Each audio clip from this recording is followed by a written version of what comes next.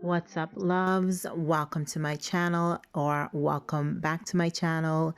Today I'm going to show you guys 3 easy DIYs that I am using for my patio makeover. So let's get into this. For our first DIY project, I'm going to be making a macrame wall art. For this project, you're going to need a frame of some sort. I'm going to use some pliers to take these prongs out because I cannot pull them out with only my hands. And of course, you're going to need your rope or yarn, as well as a pair of scissors. Of course, go ahead and use any shape frame of your choice. I definitely want to go ahead and try this again on a round frame, but for now we're just going to use this one. To measure out my string or my yarn, all I did was wrap it around my closet door to get my length, which actually came up to 170 centimeters per string. So if you guys wanted to know my exact length, that's what it is. To add my yarn to my frame, I'm just going to go ahead and wrap the loop from behind and then pull the rest of the string through the loop. It's pretty easy. I'm definitely going to get closer so you guys can see exactly what I'm doing, but I'm just going from behind. I'm putting it through because there is a hook behind the frame that I'm trying to keep on it so I can use it to hang my art later on down. So here's a close-up. I'm putting the string behind and I'm just adding the string through the loop, and that is how I'm attaching it to the frame. Although I do love the color of this burnt orange, I did decide to go ahead and add some white to it just to brighten it up a bit. Now my pattern has no rhyme or reason, but I did keep count on how many strings I added, and my center has 24, so I'm just going to go ahead and find the center of that so that I can start with my knotting. I'm going to also go to the last count of 12 with my burnt orange, and I'm going to start knotting from that end inward to the middle. I hope that I'm explaining this clearly enough for you guys to understand, but if not, just go ahead and research macrame art and you will find a plethora of tutorials on YouTube. So I'm going to bring this up just a little closer for you guys to see exactly what I'm doing, but all I'm doing is taking that first string that I started with and I'm keeping that in my hand, and I'm just looping every other string onto that twice. Well, not really looping, but knotting. So for each string, I'm knotting 2 times. So we're kind of making the figure 8 because the string will end up in the center of both loops. I'm going to bring it in a little closer so you guys can see, but I can't really explain it, but I'm going to show you guys a little closer so that you can understand exactly what I'm doing.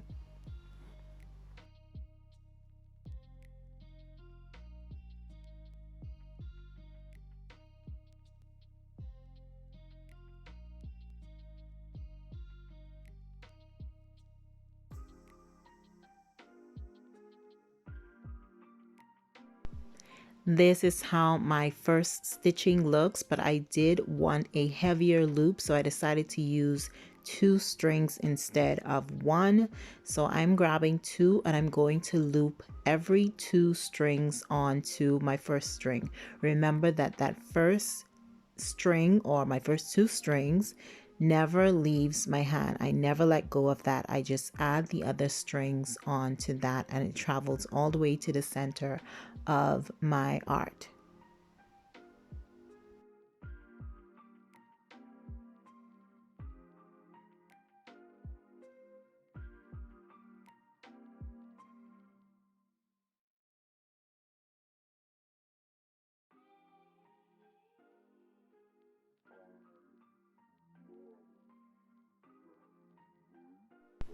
Here is a close-up. I hope you guys can see it. I'm showing you that that string remains in my hand, and the other string, I'm just kind of knotting it, but really not knotting it, just making a loop because I want it to kind of feed onto that string. It's like crocheting or knitting, only with your hands. I cannot explain it, but that's what I'm doing.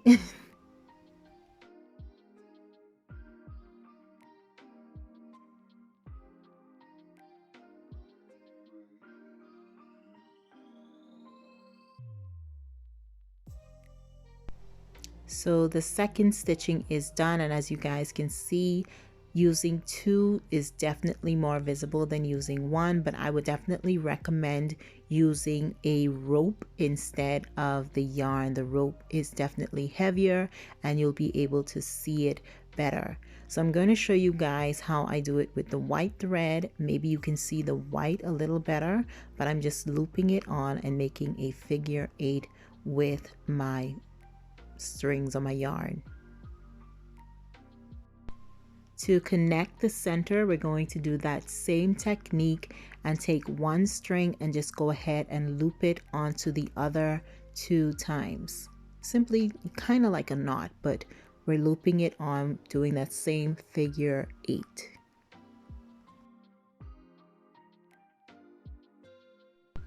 Because I don't want my art to fly all over the place while it's outside, I'm going to go ahead and just count out 6 strings or 6 pieces of yarn, and then I'm going to attach it to the bottom of my frame.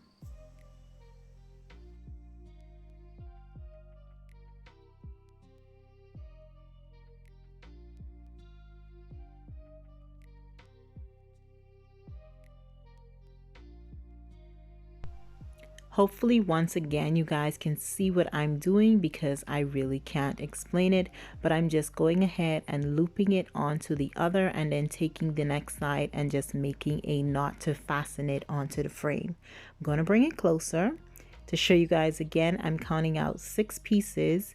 I'm making sure that they're nice and flat and neat, and I'm just wrapping one side, taking it over to the other side and looping it inside, and that is it.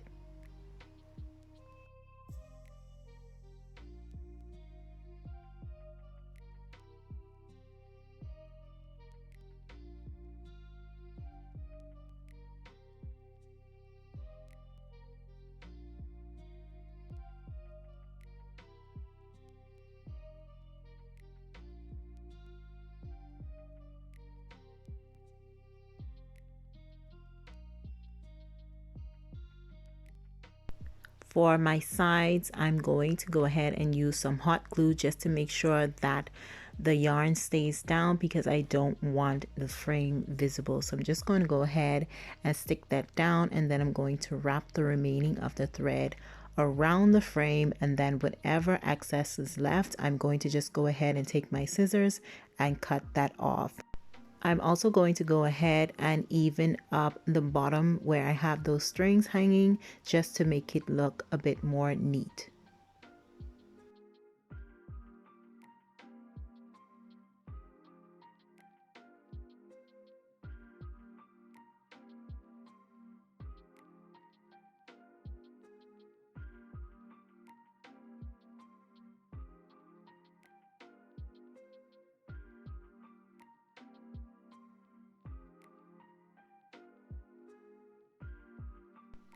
And this is how my wall art is looking so far. I am going to go ahead and add something else to it. I'm not too sure just yet, but I do want to go ahead and add something to it just to jazz it up a bit more.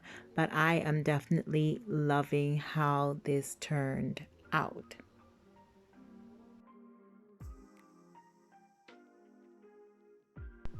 Our second DIY project is some faux planter boxes. Of course, you're going to need planter boxes of your choice or baskets. I'm using some baskets instead.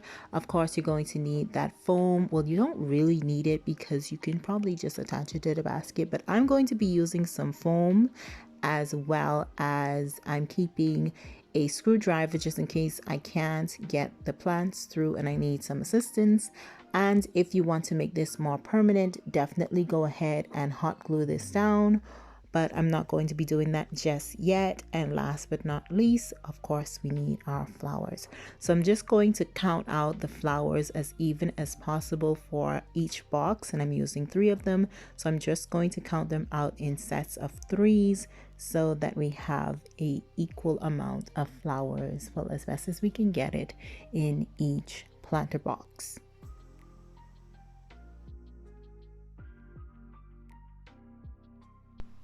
Now that my flowers have been counted out as equally as I can possibly get them for each box, I'm going to go ahead and start putting my boxes together. Now I'm going to cut the tags and stuff off of these because I did not remove anything as yet, unfortunately. I just had these sitting down, but now it's time to put them together. So I'm going to add my foam to my basket, and then I'm going to arrange my flowers as best as I can. Now, do not come for me because I am not a florist, okay? These are artificial plants, artificial flowers, okay? I'm just a girl trying to do the best that I can with what I have to make my patio look cute and cozy for me and my hubby. Now, that's all I want to say. Do not come at my throats to say that you don't like how they look. I like how they look, and hubby likes how they look, and that is what's important. So I'm just going to arrange it. When I don't like the placements, I'm going to take them out and rearrange it until it's to my liking, and that's basically it. I'm not a professional. It doesn't have to be perfect. I just want it to be cute, and that's basically it.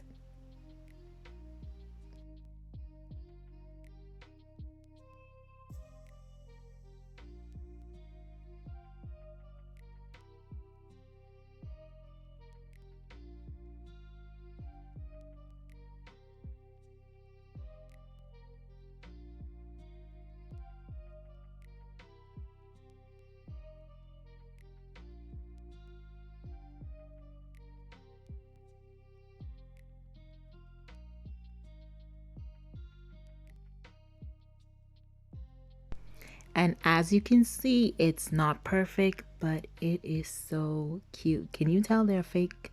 Can you tell that they are fake flowers? Okay, you probably can, but it looks nice anyway, right?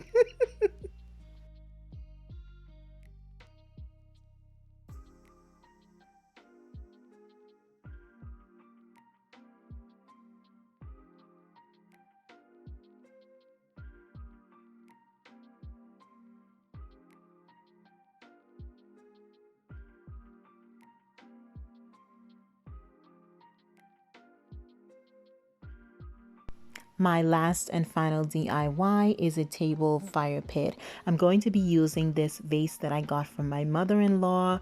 She told me to go through and take whatever I wanted because she was getting rid of a lot of vases, and this was one that I savaged. She wanted to throw this away. You see how nice this look? Anyways, I'm going to be adding my stones that I bought from TEDI for €2 a bag. Of course, you guys do not have to buy your rocks or your stones. You can go around your yard and collect them and clean them off really, really well. But unfortunately, I didn't have any rocks in my yard. So I had to go and buy some. But anyways, I'm just going to add these to my vase along with an outside candle. I have a few of these around the house, so I decided to use this. But of course, you can go ahead and use those burners that you cook with instead, and that should be just fine. But I'm going to use this candle, and the only thing I'm going to do is just go ahead and fill up my vessel or my vase with my rocks, and that is basically it. This project was so easy and it looks so cute when it's burning in the night. I cannot wait for you guys to see my patio makeover. But if you guys enjoyed this video, please let me know. Like, comment, share, subscribe if you have not as yet. Let me know which DIY was your favorite, and I will see y'all in my next video. Stay tuned. The patio makeover is coming. I just need a little more sun. So see you guys in my next one. Choose.